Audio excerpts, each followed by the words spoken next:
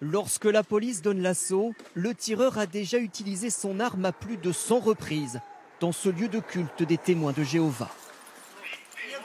L'auteur de la fusillade s'est enfui vers les étages du bâtiment, laissant derrière lui un bain de sang. Les premières victimes, certaines grièvement blessées, sont évacuées dans la panique. Prises en charge comme cet homme dans un arrêt de bus. Ceux qui ne sont pas blessés doivent sortir les mains sur la tête. La police les fouille pour vérifier que le tireur ne se cache pas parmi eux.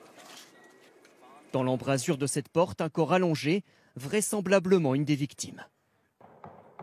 Sur cette vidéo amateur, on entend d'abord des coups de feu. Puis le tireur est visible, positionné à une fenêtre, avec son pistolet. C'est un voisin qui filme la scène.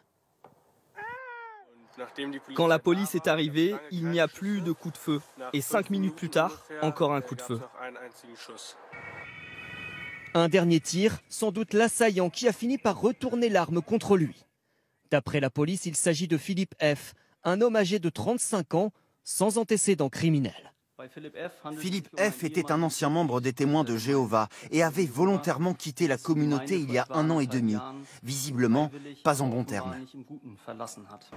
Les Témoins de Jéhovah sont considérés en Allemagne comme une religion comme les autres. Toute la journée, des membres de cette communauté sont venus ici se recueillir en déposant quelques fleurs.